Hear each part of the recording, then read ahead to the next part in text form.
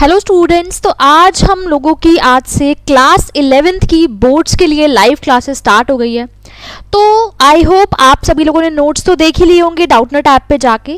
तो जिस तरीके से हमने आप लोगों के लिए नोट्स प्रिपेयर कराए हैं और जिस तरीके से हमारी क्लासेस स्टार्ट होगी, आपको भी उसी तरीके से अपनी प्रिपरेशन को रखना है। बहुत अच्छे से सब कुछ पढ़ेंगे, सब कुछ डिस्कस करेंगे, क्वेश्चंस डिस्कस करेंगे, कॉन्सेप्ट डिस्कस करेंगे। मैं पूरी कोशिश करूंगी कि मैं अपनी तरफ से केमिस्ट्री आपको बहुत अच्छे से समझा सकूं। तो आज हम सबसे पहला चैप्टर जो है हमारा केमिस्ट्री का, some basic concepts of chemistry, उसके बारे में पढ़ने वाले हैं। ठीक है, अब ये some basic concepts of chemistry chapter जो है, नाम से ही बता रहा है आपको बेसिक कॉन्सेप्ट्स, यानी कि केमिस्ट्री की कुछ बेसिक चीजों के बारे में हम लोग यहाँ पे आज पढ़ेंगे। और ये जो बेसिक चीजें है ना, ये बहुत ही ज्यादा जरूरी है पूरी केमिस्ट्री का बेस बनाने के लिए। यानी कि अगर आपको केमिस्ट्री समझनी है तो इस चैप्टर को समझना बहुत ही ज्यादा जरूरी है। तो इसलिए पूरी कोशिश करना कि अगर मैं आप लोगों के लिए इतना कर रही हूं तो आप लोग भी उतना ही ज्यादा मेरा साथ दें और प्रॉपर तरीके से पढ़े। ठीक है, तो स्टार्ट करते हैं आज का लेक्चर। उससे पहले बच्चों हम लोग क्या करते हैं, उससे पहले थोड़ा टाइम टेबल देख लेते हैं ताकि आप लोग को टाइम टेबल याद हो जाए, एंड देन आप उसी अकॉर्डिंग अपना टाइम टेबल बनाए और उस अकॉर्डिंग अपनी तैयारी करें। ठीक है, तो देखो आपकी बायोलॉजी की क्लास होगी मंडे, वेडनेसडे और फ्राइडे को 4 to 4:45। मैथ्स की क्लास होगी ट्यूसडे, थर्सडे और सैटरडे को 4 to 4:45। फिजिक्स की क्लास होगी मंडे, वेडनेसडे और फ्राइडे 5 to 5:45। केमिस्ट्री की क्लास जो कि मैं लेने वाली हूं वो होगी ट्यूसडे, थर्सडे और सैटरडे 5 to 5:45। एंड इंग्लिश की क्लास होगी आपकी 6 to 6:45 Monday, Wednesday and Friday को। ठीक है, तो अच्छे से टाइम टेबल याद कर लो। अब अगर साइंस ले ही ली है तो साइंस को समझना तो जरूरी है। ठीक है, तो इसीलिए अच्छे से साइंस को पढ़ो, चाहे फिजिक्स हो, चाहे केमिस्ट्री हो, या फिर अगर बायोलॉजी आप लोगों ने ले रखी है बायोलॉजी हो, अच्छे से समझे।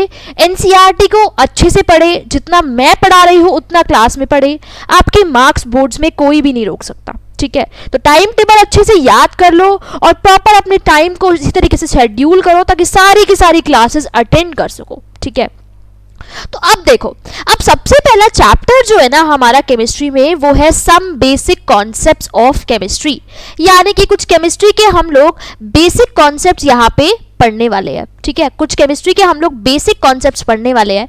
अब इस चैप्टर में हम लोग पढ़ने क्या वाले हैं वो बहुत ज्यादा जरूरी है। ठीक है, वो बात करने से पहले उसके बारे में हमें ये पता होना चाहिए कि एक्चुअल में केमिस्ट्री होती क्या है। ठीक है, क्यों पढ़ रहे हैं हम केमिस्ट्री, क्या जरूरत है। ठीक है, अब जैसे कि आप लोगों को पता है कि आजकल कोविड-19 फैला हुआ है, तो उसके लिए बहुत सारे ड्रग्स डिस्कवर हो रहे हैं, बहुत सारी मेडिसिन डिस्कवर हो रही है। हम कुछ बीमार होते हैं तो इतनी सारी मेडिसिन खाते हैं। अब एक्चुअल में उन मेडिसिन में होता क्या है, केमिकल्स ही तो होते हैं ना। अब वो केमिकल्स कहाँ से आया, बहुत बड़े बड़े केमिकल्स होते हैं, हाइड्रोक्सी क्विनिन, बहुत बड़े बड़े नाम होते हैं। अब एक्चुअल में उनमें है ही क्या, केमिकल कंपाउंड्स ही तो है। और वो केमिकल कंपाउंड्स कहाँ से आ रहे हैं, वो केमिस्ट्री से ही तो रिलेट कर रहे हैं ना। तो जो केमिस्ट्री है ना, उसका बहुत ही ज्यादा एप्लीकेशन है हमारी डेली लाइफ में। चाहे मैं ड्रग्स की बात करूं, चाहे हम लोग मेडिसिन की बात करें, किसी भी तरीके से अगर हम लोग बात करें तो डेली लाइफ में, चाहे आप इंसेक्टिसाइड की बात करो, पेस्टिसाइड की बात करो, या फिर मैटर की अगर आप बात करो, आप देखते हैं गैसेस है, एयर में बहुत सारी गैसेस है हमारे पास, बहुत सारी चीजें हैं। ठीक है, तो उन सभी चीजों में है क्या, केमिस्ट्री तो है। सॉलिड आप देखते हैं, आयरन देखते हो ना, लोहे को पानी में डालते हो जंग लग जाता है ना। वो जंग क्यों लग रहा है, हमारा फूड हम खा रहे हैं, फूड डाइजेस्ट हो रहा है, तो वो फूड क्यों डाइजेस्ट हो रहा है। ठीक है, तो इस तरीके से हमारी पूरी की पूरी लाइफ में केमिस्ट्री इन्वॉल्व है।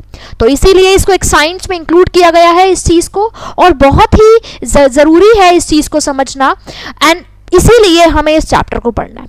अब देखो, केमिस्ट्री में भी ना हमारे पास 3 चीजें आती है।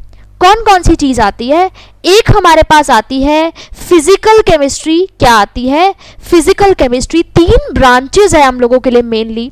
दूसरी हमारे पास आती है ऑर्गेनिक केमिस्ट्री। क्या आती है, ऑर्गेनिक केमिस्ट्री। और तीसरी आती है मेरे पास इनऑर्गेनिक केमिस्ट्री। Inorganic chemistry. तो 3 पार्ट्स होते हैं मेनली केमिस्ट्री के अंदर, फिजिकल केमिस्ट्री, ऑर्गेनिक केमिस्ट्री और इनऑर्गेनिक केमिस्ट्री। अब ये तीनों में ही हम लोग कुछ अलग अलग चीजें डिस्कस करते हैं, ठीक है। फिजिकल केमिस्ट्री में मेनली हम लोग जो हमारे सॉलिड लिक्विड्स गैस होते हैं, जो हमारी स्टेट्स ऑफ मैटर होती है मेनली, इनके बारे में पढ़ते हैं। कुछ फिजिकल रिएक्शंस होती है, कुछ ऐसी चीजें होती है जिसके बारे में हम लोग डिस्कस करते हैं। ऑर्गेनिक केमिस्ट्री में बच्चों हम लोग डिस्कस करते हैं ऑर्गेनिक कंपाउंड्स के बारे में। अब ऑर्गेनिक कंपाउंड्स क्या होते हैं? ऑर्गेनिक कंपाउंड्स हमारे पास मेनली वो कंपाउंड्स होते हैं जो कि कार्बन और हाइड्रोजन से मिलके बने होते हैं। मेनली ऐसा नहीं है सिर्फ कार्बन और हाइड्रोजन होगा, उसमें नाइट्रोजन भी होता है, उसमें सल्फर भी होता है, ऑक्सीजन भी होता है, लेकिन मेनली जो मेरे ऑर्गेनिक कंपाउंड्स होते हैं वो किससे मिलके बनी होती है?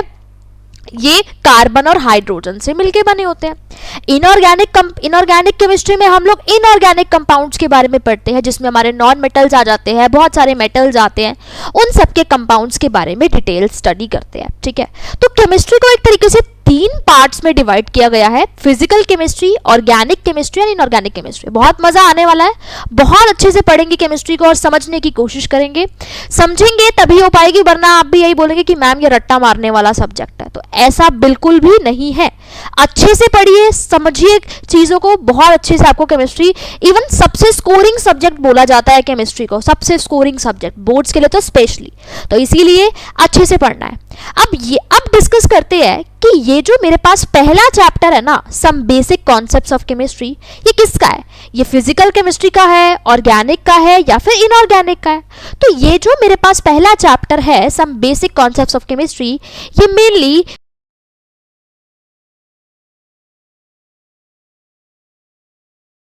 पूरी की पूरी फिजिकल केमिस्ट्री है वो इसी चैप्टर पे बेस्ड है, इसी चैप्टर पे बेस्ड है। जितनी भी कैलकुलेशंस होती है ना वो इसी चैप्टर पर बेस्ड होती है, तो इसीलिए इसको अच्छे से पढ़ना और ये पूरा का पूरा केमिस्ट्री का बेस बनाएगा। अब ऐसा नहीं है फिजिकल केमिस्ट्री का यूज सिर्फ फिजिकल केमिस्ट्री में ही होता है, फिजिकल केमिस्ट्री ऑर्गेनिक में भी यूज होती है, इनऑर्गेनिक में भी यूज होती है।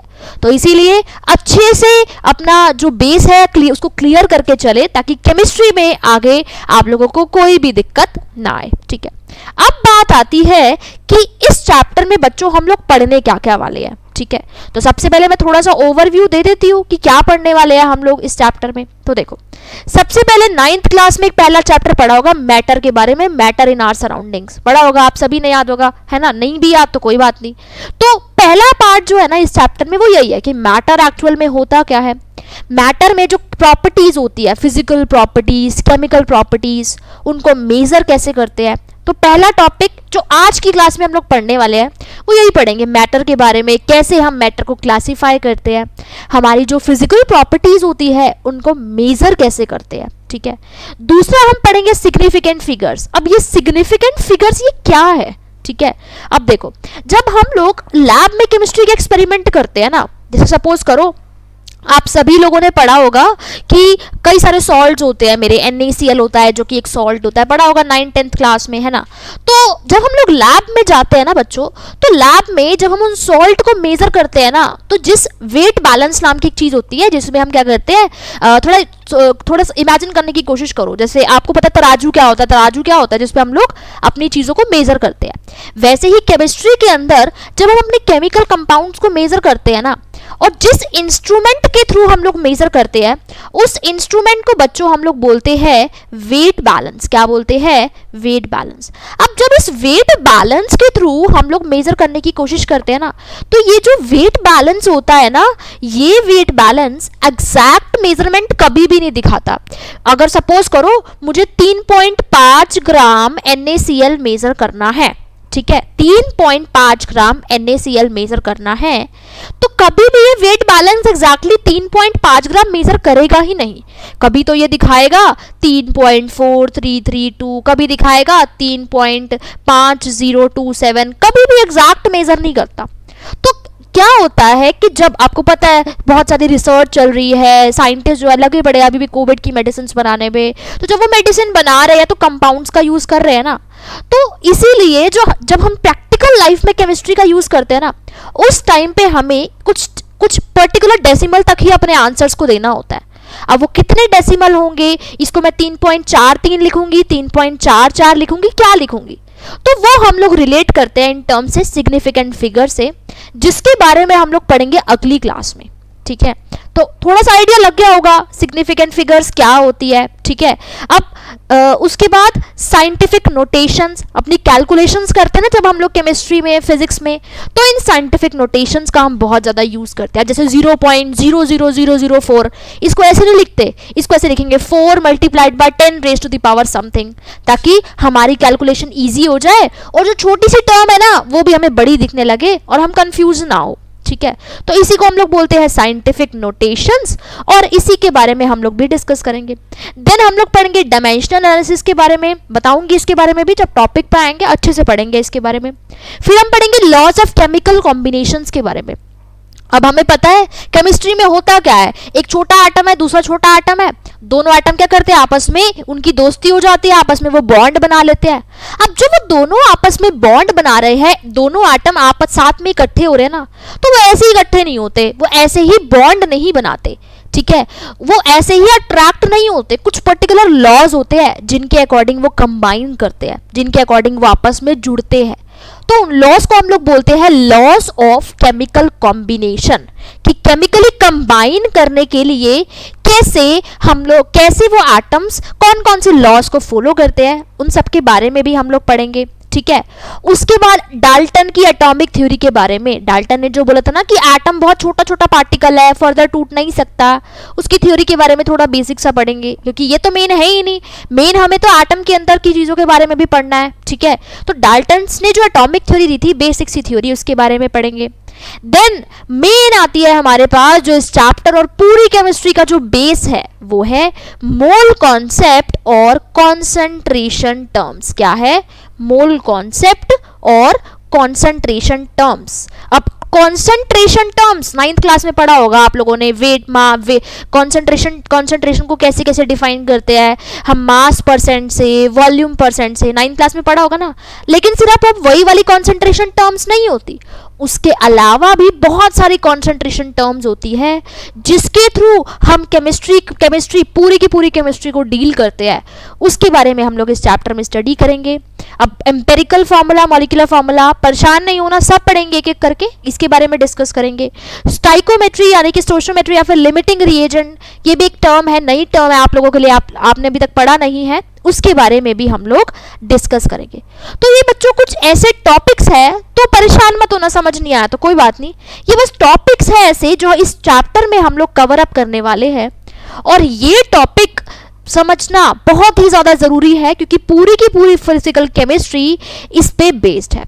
अब स्टार्ट करते हैं हम लोग हमारे मेन चैप्टर से। ठीक है, तो पहला है मेरे पास प्रॉपर्टीज ऑफ मैटर।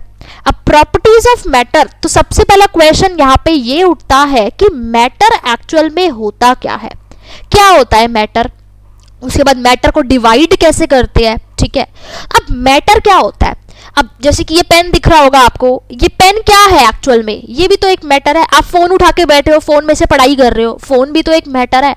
आप बुक उठाते हो, बुक भी एक मैटर है। एयर भी तो एक मैटर है। ठीक है, एयर में क्या है, गैसेस प्रेजेंट है ना, वो भी तो एक मैटर है। पानी पीते हो, पानी भी एक मैटर है। तो ये सारी चीजें जो हमें दिख रही है, जिनका कुछ ना कुछ मास है, वो सभी क्या है, वो सभी मैटर है। तो बचपन में एक डेफिनेशन पढ़ते थे बहुत अच्छे से, मैम हमें याद कराया करती थी कि मैटर क्या होता है, मैटर होता है एनीथिंग दैट ऑक्यूपाई स्पेस, जो स्पेस ऑक्यूपाई करती है, एंड पोजेस मास, उसको हम लोग क्या बोलते हैं, उसको हम लोग बोलते हैं मैटर। यानी कि कोई भी ऐसी चीज जो स्पेस ऑक्यूपाई कर रही है, या फिर जिसका कुछ ना कुछ मास है, या फिर जिसको हम अपनी 5 सेंसेस के थ्रू फील कर सकते हैं, वो चीज क्या है, मैटर है ना। बचपन में पढ़ते आ रहे थे। ठीक है, अब इस चैप्टर में इस मैटर के बारे में ही हम लोग डिटेल में पढ़ने वाले हैं और इनके बारे में स्टडी करने वाले हैं। ठीक है, तो प्रॉपर्टीज से जाने से पहले एक बार इसकी क्लासिफिकेशन देख लेते हैं कि मैटर को हम कैसे क्लासिफाई करते हैं। तो मैटर को ना मैं 2 तरीके से क्लासिफाई करती हूँ। पहली क्लासिफिकेशन को हम लोग बोलते हैं फिजिकल क्लासिफिकेशन, और दूसरी क्लासिफिकेशन को हम लोग बोलते हैं केमिकल क्लासिफिकेशन। अब फिजिकल क्लासिफिकेशन का क्या मतलब है?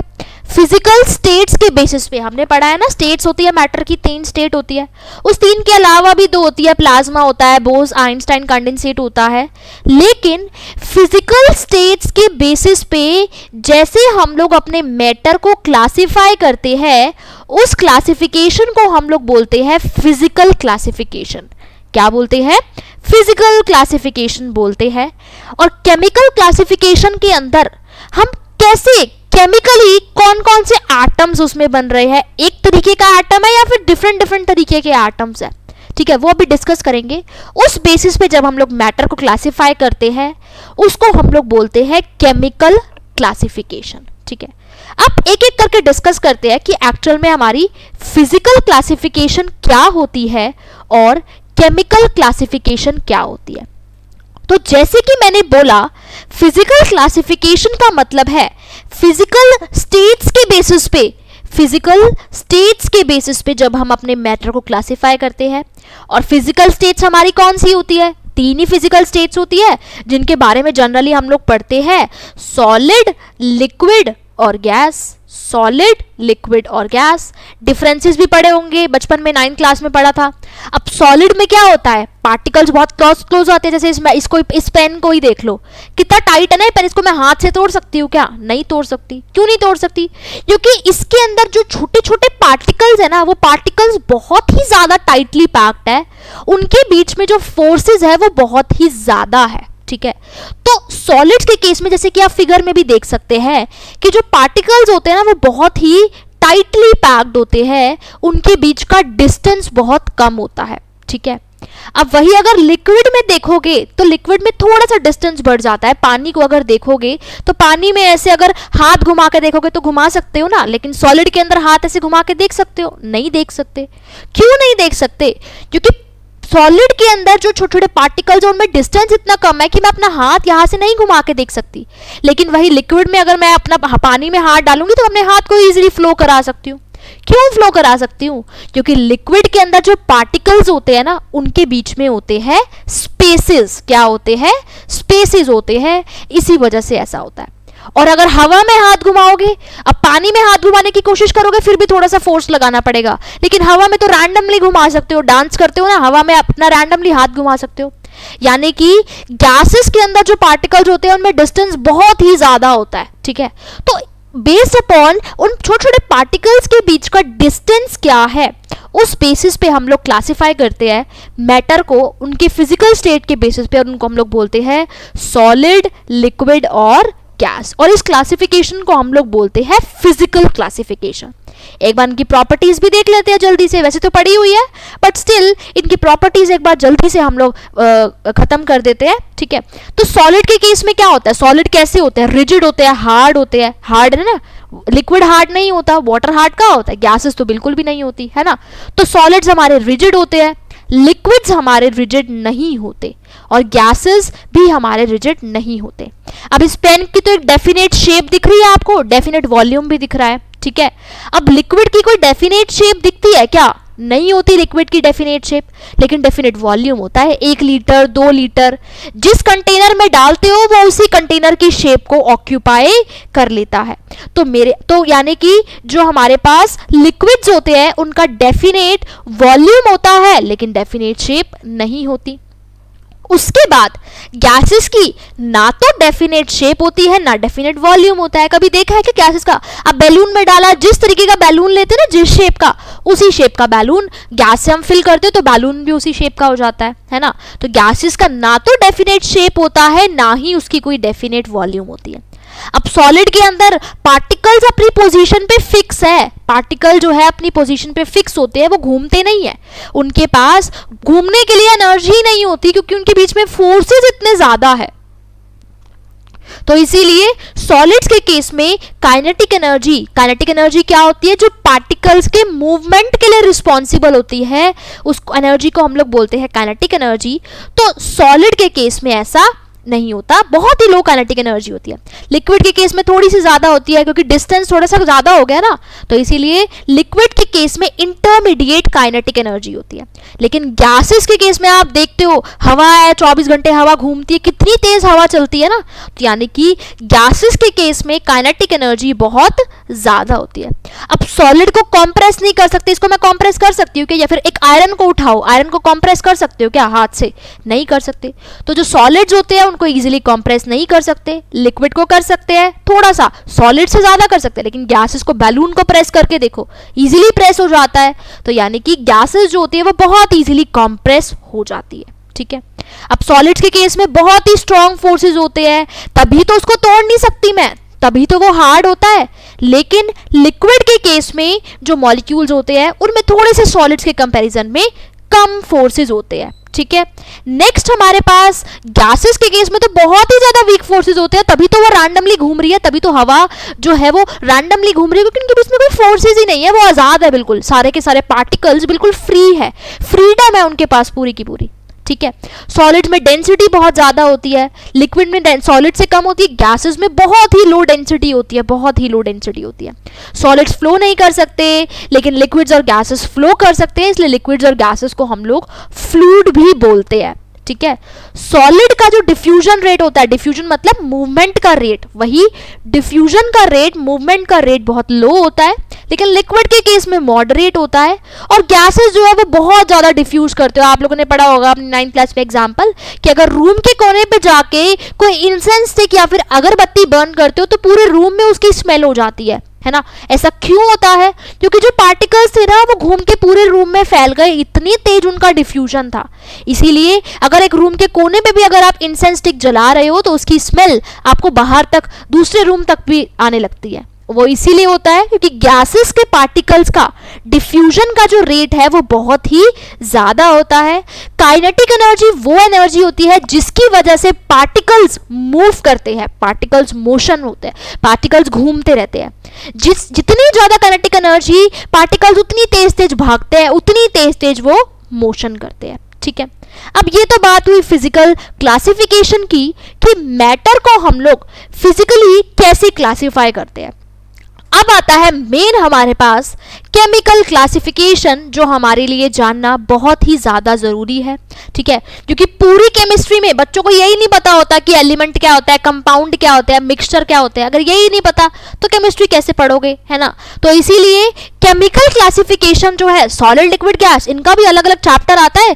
11th में चैप्टर पढ़ेंगे गैसीय स्टेट के बारे में, लिक्विड स्टेट के बारे में पढ़ेंगे, 12th में पढ़ेंगे सॉलिड स्टेट के बारे में, इनकी भी एक अलग इंपॉर्टेंस है, पूरा पूरा चैप्टर पढ़ेंगे। लेकिन पूरी की पूरी केमिस्ट्री में ये जानना बहुत जरूरी है कि एक्चुअल में एलिमेंट्स क्या होते हैं और उसके बाद हमारे कंपाउंड्स क्या होते हैं, ठीक है। तो अब बात आती है केमिकल क्लासिफिकेशन की कि केमिकली हम लोग कैसे क्लासिफाई करते हैं अपने मैटर को, ठीक है। तो हमने बोला मैटर क्या होता है, anything that occupy space, possess mass, उसको हम लोग बोलते हैं सॉलिड, और उसको हम लोग बोलते हैं हमारी फिजिकल क्लासिफिकेशन। लेकिन अब केमिकल क्लासिफिकेशन जो है ना वो भी दो तरीके से होती है, ठीक है। अब वो दो तरीके कौन से हैं, अब देखो, अगर मेरे पास कोई ऐसा सब्सटेंस, मतलब दो तरीके से कैसे क्लासिफाई करते हैं, दो क्लासिफिकेशन होती है मेरी, एक होती है प्योर सब्सटेंस और दूसरा होता है मिक्सचर। अब प्योर का क्या मतलब है, प्योर का मतलब है कि प्योर, बिल्कुल स्वच्छ, जिसको हम लोग बोलते हैं। अब प्योर किसी भी चीज को, पानी को प्योर कब बोलते हैं हम लोग, जब वो फिल्टर होके आता है हम बोलते हैं कि बिल्कुल प्योर हो गया, अब इसमें सिर्फ और सिर्फ पानी है, इसमें कोई इम्प्योरिटी है ही नहीं, है ना। हम यही बोलते हैं ना, आरओ लगाते हैं घर में, फिल्टर होता है उसमें, हम बोलते हैं कि अब ये बिल्कुल प्योर हो गया, अब इसे हमारी हेल्थ के लिए अच्छा हो गया।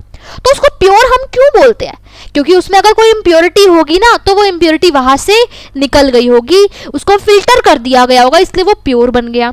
अब पहले जब उसने उसको प्योर नहीं किया था तो उसमें बहुत सारी चीजें होगी, क्योंकि वो कहाँ से आ रहा है हमें नहीं पता, वो समुद्र से आ रहा है, किसी नदी से आ रहा है ना। अब वहां पे कुछ ना कुछ मिट्टी होगी, कुछ ना कुछ इम्प्योरिटीज होगी, वहां पे हमारे पास एनिमल्स भी तो होते हैं ना वहां पे, तो उसकी कुछ, उनकी बहुत सारी चीजें वहां पे वाटर में होती है, तो इसलिए हम बोलते हैं कि वो प्योर नहीं है, ठीक है। तो ये एग्जाम्पल था, छोटी सी बात।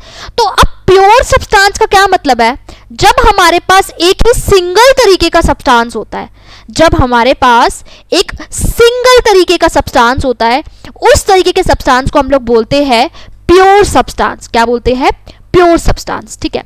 और जब दो या दो से ज्यादा प्योर सब्सटेंस आपस में मिल जाते हैं, उसको हम लोग बोलते हैं मिक्सचर। क्या बोलते हैं? मिक्सचर। ठीक है। अब आप लोगों ने नमकीन भी खाई होगी, मिक्सचर नमकीन, बहुत अलग अलग तरीके की उसमें नमकीन होती है ना, मतलब अलग अलग तरीके की उसमें चीजें होती है, तो वो है क्या? एक तरीके से मिक्सचर ही तो है। मिक्सचर का मतलब है डिफरेंट डिफरेंट टाइप की चीजें उसमें प्रेजेंट होगी। ठीक है। तो हम इसी तरीके से केमिस्ट्री में भी अपने सब्सटेंसेस को दो तरीके से क्लासिफाई करते हैं, प्योर और मिक्सचर।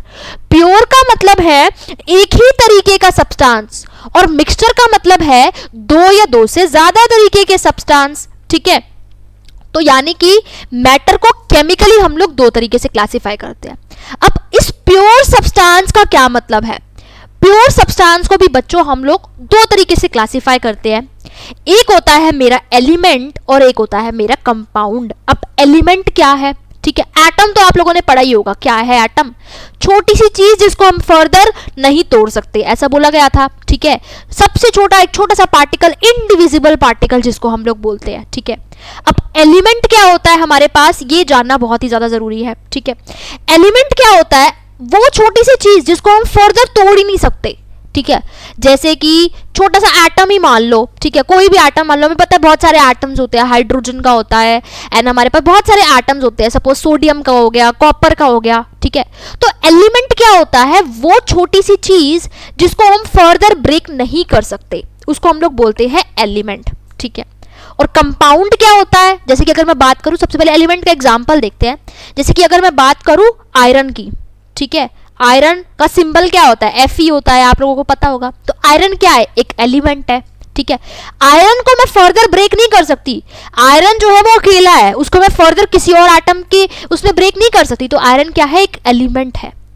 ऐसे ही अगर मैं सोडियम की बात करूं, सोडियम की बात करूं, ठीक है, सोडियम की बात करूं, इसका सिंबल होता है Na। तो सोडियम के केस में भी क्या होता है? एक अकेला सोडियम है। ठीक है। अगर मैं सोडियम का छोटा सा पार्टिकल लूं, उसको तोड़ने की कोशिश करूं, तो वो छोटे छोटे पार्टिकल भी तो सोडियम ही होंगे। तो सोडियम क्या है? एक एलिमेंट है। तो एक ही तरीके की चीज है उसमें, और वो छोटी से छोटी चीज है जिसको हम फर्दर ब्रेक नहीं कर सकते, उसको हम लोग बोलते हैं एलिमेंट। ठीक है।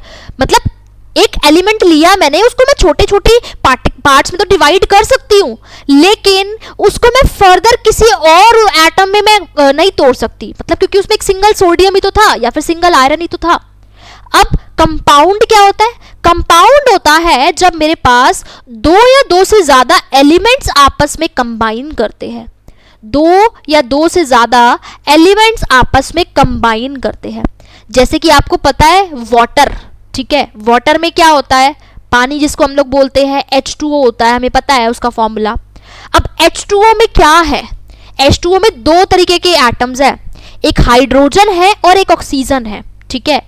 हाइड्रोजन एक एलिमेंट अलग है, ऑक्सीजन एक एलिमेंट अलग है। ठीक है। तो यानी कि कंपाउंड के अंदर दो एलिमेंट्स या फिर दो से ज्यादा एलिमेंट्स आपस में कंबाइन करते हैं, और जब वो कंबाइन करते हैं ना, वो एक फिक्स प्रोपोर्शन में कंबाइन करते हैं। किस में कंबाइन करते हैं? फिक्स प्रोपोर्शन में कंबाइन करते हैं। जैसे कि अगर मैं हाइड्रोजन और ऑक्सीजन की बात करूं ना, तो इसमें हाइड्रोजन और ऑक्सीजन का रेशियो होता है 1:8, यानी कि एक हाइड्रोजन तो 8 ऑक्सीजन, दो हाइड्रोजन तो 16 ऑक्सीजन। इस तरीके से उसमें रेशियो क्या होता है? 1:8। तो जब मेरे पास दो या दो से ज्यादा एलिमेंट, जरूरी नहीं है दो होगा, ठीक है, दो से ज्यादा भी हो सकते हैं, एग्जाम्पल भी बताऊंगी उसका। जब दो या दो से ज्यादा एलिमेंट्स आपस में कंबाइन करते हैं और एक फिक्स प्रोपोर्शन में कंबाइन करते हैं, तो उसको बोलते हैं हम लोग कंपाउंड। जैसे कि मैंने बोला, वाटर के अंदर दो एलिमेंट से एक एलिमेंट हाइड्रोजन, दूसरा एलिमेंट ऑक्सीजन, और हाइड्रोजन और ऑक्सीजन आपस में एक फिक्स प्रोपोर्शन में, यानी कि 1:8 के रेशो में कंबाइन करते हैं। ठीक है। ऐसे ही देखो, अगर मैं अमोनिया की बात करूं तो अमोनिया में कौन से दो एलिमेंट है? अमोनिया में प्रेजेंट है नाइट्रोजन और प्रेजेंट है हाइड्रोजन। इसमें नाइट्रोजन और हाइड्रोजन जो है वो आपस में कंबाइन करते हैं और अमोनिया की फॉर्मेशन करते हैं, ठीक है। अब और अगर मैं बात करूं यहाँ पे कैल्शियम ऑक्साइड की बचपन में पढ़ा होगा, इसको हम लोग क्विक लाइम भी बोलते हैं, तो ये क्या है? इसमें कौन कौन से दो एलिमेंट्स हैं? एक कैल्शियम है, एक ऑक्सीजन है। तो कैल्शियम और ऑक्सीजन आपस में कंबाइन कर रहे हैं और कैल्शियम ऑक्साइड यानी कि क्विक लाइम की फॉर्मेशन कर रहे हैं, ठीक है। तो मतलब डिफरेंस समझ में आया?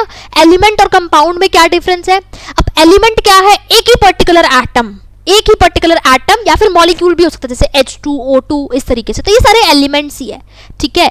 और कंपाउंड क्या है? जब एक से ज्यादा एलिमेंट, दो या दो से ज्यादा एलिमेंट आपस में कंबाइन करते हैं एक फिक्स प्रोपोर्शन में, तो मेरे पास कंपाउंड की फॉर्मेशन होती है। तो जब एक ही तरीके का एटम दिखे ना, चाहे एक ही तरीके का दिखे, चाहे वो एटम हो या फिर मॉलिक्यूल हो, तो उसको हम लोग बोलेंगे कि वो एलिमेंट है। लेकिन जब एक से ज्यादा तरीके के दिखे तो उसको हम बोलते हैं वो कंपाउंड है, ठीक है। तो इस तरीके से हम अपने प्योर सब्सटेंसेस को क्लासिफाई करते हैं, ठीक है। अब नेक्स्ट आते हैं मेरे पास मिक्सचर्स। अब ये मिक्सचर्स क्या होते हैं वो जानना जरूरी है, ठीक है। अब मिक्सचर्स को हम लोग कैसे डिफाइन करें? जब मेरे पास दो या दो से ज्यादा प्योर सब्सटेंसेस आपस में मिल जाते हैं, जैसे आप क्या करो, मिट्टी ले लो और मिट्टी में चीनी डाल दो, ठीक है, थोड़ी सी शुगर लो, थोड़ी सी सैंड उठाओ, दोनों को मिक्स कर दो, ठीक है, मिक्सचर बन गया।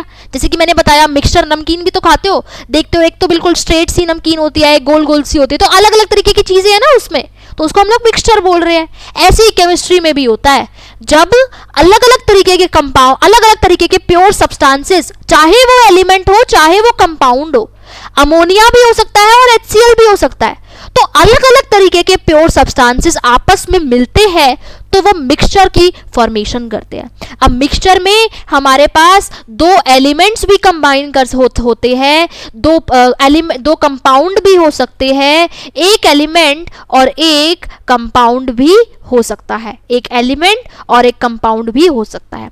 और देखो, अब अगर मैं कंपाउंड की बात करूं ना, तो कंपाउंड को मैं तोड़ सकती हूँ, मतलब कि अमोनिया को मैं नाइट्रोजन और हाइड्रोजन में तोड़ सकती हूँ। कैसे तोड़ सकती हूँ? मुझे कुछ फिजिकल मेथड उसमें यूज करना पड़ेगा, कुछ फिजिकल कंडीशन देनी पड़ेगी, कुछ ना कुछ मुझे उसमें यूज करना पड़ेगा, ठीक है। अब मिक्सचर को भी ऐसे ही मैं, जैसे सपोज करो एक मेरे पास मिक्सचर है, ठीक है, उसमें एक मिक्सचर है, उसको मैं अलग अलग, आपकी जो नमकीन होती है उसको भी आप अलग अलग कर सकते हो, चाहे आप हाथ से करो या फिर कोई भी आप फिजिकल मेथड लो, उससे आप उनको जो अलग अलग तरीके के उसमें पार्टिकल्स है उसको सेपरेट करने की कोशिश करो। ऐसे ही मिक्सचर में भी आप लोग अपने जो एलिमेंट्स होते हैं या फिर कंपाउंड्स होते हैं ना, उनको सेपरेट कर सकते हो फिजिकल मेथड्स के थ्रू, ठीक है। अब आते हैं मिक्सचर के टाइप्स। मिक्सचर भी दो तरीके के होते हैं, एक होता है हमारा होमोजेनस मिक्सचर और एक होता है हमारा हेट्रोजेनस मिक्सचर। अब होमो मतलब सेम, हेट्रो मतलब अलग अलग। तो जब मेरे पास सेम तरीके का मिक्सचर होता है, जब मेरे पास सेम तरीके के कंपाउंड, मतलब जब मैंने दो अलग अलग प्योर सब्सटेंसेस को मिक्स किया और मिक्स करने के बाद ना कुछ अलग ही बन गया, अब मैं पहचान नहीं पा रही कि मैंने मिक्स किसको किया था। जैसे कि पानी लो एक ग्लास, उसमें नमक मिलाओ, उसको मिक्स करो, डिफरेंशिएट कर पाते हो क्या? नमक उसमें जाता कहाँ है? नमक तो गायब हो गया है ना, उसके बाद आप उसको सेपरेट नहीं कर सकते ना। हुआ क्या? नमक पूरा का पूरा पानी में मिक्स हो गया, उसके बाद जो हमारा सॉल्ट था वो पूरा का पूरा पानी में मिक्स हो गया, और इस तरीके के मिक्स हो गया कि आप पहचान ही नहीं पा रहे हो अब, है ना। इस तरीके से वो मिक्स हुआ कि आप आइडेंटिफाई नहीं कर पा रहे हो कि उसमें नमक है क्या। वो तो आप टेस्ट करते हो तो आपको पता चलता है कि ये सॉल्ट ही हो गया, वाटर, ठीक है। तो बेसिकली होमोजेनस मिक्सचर में होता क्या है, जो हमारे पास जिन दो सब्सटेंसेस को आपने मिक्स किया वो पूरी तरीके से यूनिफॉर्मली अच्छे से मिक्स हो जाते हैं, और इस तरीके से वो मिक्स होते हैं कि मैं उनको डिफरेंशिएट ही नहीं कर पाती, ठीक है, यूनिफॉर्म। अब मतलब कि होता क्या है, देखो कि जो सॉल्ट थे ना, उसने पूरे पानी के अंदर जाके उनके स्पेसेस को ऑक्यूपाई कर लिया, और अब पूरे पानी की जो, अब ऐसा तो नहीं है कि आप जैसे ग्लास था, अब ऊपर वाला आपने ऊपर से थोड़ा सा स्पून से वाटर लिया वो सॉल्टी था, और नीचे वाला सॉल्टी नहीं था, नीचे से लिया था वो सॉल्टी नहीं था, ऐसा नहीं है, पूरा का पूरा वाटर ही तो सॉल्टी हो गया ना। यानी कि जो आपके पास वाटर के उसके अंदर जो आपके पास मिक्सचर बना उसकी जो कंपोजिशन थी वो पूरे के पूरे वाटर में सेम कंपोजिशन हो गई, यूनिफॉर्म कंपोजिशन हो गई। ऐसे मिक्सचर्स को हम लोग बोलते हैं होमोजेनस मिक्सचर। या फिर पानी में शुगर मिला के देखो तो पूरा पानी मीठा हो जाता ना, ऐसा तो नहीं है कि पानी ऊपर वाला मीठा हो गया और नीचे वाला मीठा हुआ नहीं, शुगर तो पूरे के पूरे पानी में डिसॉल्व हो गई ना। तो ऐसे मिक्सचर्स को हम लोग बोलते हैं होमोजेनस मिक्सचर्स, जब हमारे पास यूनिफॉर्म कंपोजिशन होती है और प्रॉपर्टीज जो होती है वो सेम होती है। ठीक है, अब हेट्रोजेनस मिक्सचर की बात कर लेते हैं। जैसे कि मैंने बोला, जाओ थोड़ी सी मिट्टी उठाओ और उसमें थोड़ी सी शुगर ऐड कर दो, है ना, तो होगा क्या, शुगर अलग है मिट्टी अलग है, उनमें कुछ मिक्स नहीं हुआ ना। और देखो अब जैसे सपोज करो, मैं आपको थोड़ा सा एग्जांपल देती हूँ। जैसे ये सैंड थी, ये थोड़ा सा कंटेनर था छोटा सा, इसमें मैंने पूरी की पूरी सैंड ली इस तरीके से। ठीक है, अब मैंने क्या किया, मैंने एक साइड तो शुगर ऐड कर दी इस तरीके से, फिर मैंने थोड़ा सा हिलाया ताकि वो मिक्स हो जाए। ठीक है, अब शुगर क्या पूरी तरीके से मिक्स हुई होगी क्या, मतलब कहीं पे तो शुगर ज्यादा चली जाएगी, जैसे ये ब्लू कलर के शुगर के पार्टिकल्स है, कहीं पे तो मेरी शुगर ज्यादा चली जाएगी, कहीं पे शुगर कम हो जाएगी, हो सकता है कहीं पे इकट्ठी भी हो जाए, है ना। तो यूनिफॉर्म कंपोजिशन नहीं है एक तरीके से, क्योंकि वो मिक्स थोड़ी ना हो रहे हैं, वो तो अलग अलग भी सेपरेटेड फॉर्म में है, मैं उनको सिंपली सेपरेट कर सकती हूँ। ठीक है, तो हेट्रोजेनस मिक्सचर का क्या मतलब है, जब मेरे पास कंपोजिशन सेम नहीं होती। ठीक है, जब मेरे पास कंपोजिशन सेम यूनिफॉर्म कंपोजिशन नहीं होती, कहीं जगह पे कंपोजिशन ज्यादा होगी। जैसे मैंने बोला कि रैंडमली मैंने एक सैंड ली और मैंने इस साइड पे सारी शुगर ऐड कर दी, फिर मैंने उस कंटेनर को ऐसे से हिलाया ताकि शुगर जो है ना वो सैंड के अंदर मिक्स हो जाए। अभी भी हर जगह शुगर के पार्टिकल सेम नहीं है, कंपोजिशन सेम नहीं है। क्यों नहीं है, क्योंकि वो उसके अंदर मिक्स नहीं हुई एक तरीके से, वो दोनों पार्टिकल अभी भी अलग अलग है ना। तो ऐसे मिक्सचर्स को हम लोग बोलते हैं हेट्रोजीनस मिक्सचर्स, जहां पे हमारी कंपोजिशन यूनिफॉर्म नहीं होती। ठीक है, जहां पे हमारी कंपोजिशन यूनिफॉर्म नहीं होती। तो इसी तरीके से हम अपने मैटर को क्लासिफाई करते हैं प्योर सब्सटेंसेस में और मिक्सचर्स में। प्योर सब्सटेंसेस हमारे क्या होते हैं, एलिमेंट्स होते हैं या फिर कंपाउंड होते हैं। एलिमेंट्स क्या होते हैं, ऐसे फंडामेंटल सब्सटेंसेस जिसको हम लोग फर्दर नहीं ब्रेक कर सकते। ठीक है, एलिमेंट क्या है हमारे पास, एलिमेंट क्या है जिसको हम फर्दर ब्रेक नहीं कर, जिसमें एक ही टाइप की चीज है। ठीक है, जैसे कि या तो हाइड्रोजन है या फिर ऑक्सीजन है या फिर नाइट्रोजन है। कंपाउंड क्या है, नाइट्रोजन और हाइड्रोजन मिल गया और एक फिक्स प्रोपोर्शन में मिला और उसने अमोनिया बना दिया। उसके बाद मेरे पास जैसे कि सपोज करो वाटर है, वाटर में हमने हाइड्रोजन और ऑक्सीजन मिला दिया फिक्स प्रोपोर्शन में, तो वो अलग से कंपाउंड बन गया। ठीक है, अब बच्चे क्वेश्चन पूछ रहे हैं कि मैम एक्वा रिजिया क्या है। ठीक है, एक्वा रिजिया बच्चों क्या होता है, आपने पढ़ा, एक्वा रिजिया होता है HCl और HNO3 का मिक्सचर 3:1 रेशो में। आगे पढ़ेंगे इसके बारे में जाके, पी ब्लॉक वाला चैप्टर जब पढ़ेंगे। एक्वा रिजिया में हम क्या करते हैं, देखो हम HCl लेते हैं और उसके बाद हम HNO3 लेते हैं। ठीक है, तो कंफ्यूजन क्लियर करती हूँ। देखो अब HCl तो एक अलग से कंपाउंड है। ठीक है, अब एक्वा रिजिया में मैं सॉलिड HCl नहीं लेती, मैं क्या करती हूँ, मैं HCl का एक सॉल्यूशन बनाती हूँ। HCl लिया मैंने, उसको पानी में लिया, पानी में डाला, उसका एक सॉल्यूशन बन गया। ठीक है, ऐसे ही हम लोग HNO3 लेते हैं।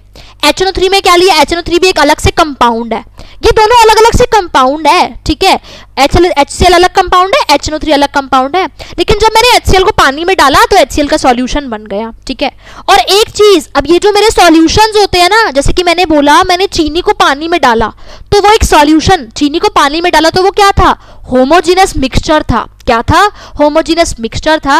ऐसे ही जो मेरा ये HCl को जब मैंने पानी में डाला तो वो एक सॉल्यूशन बन गया।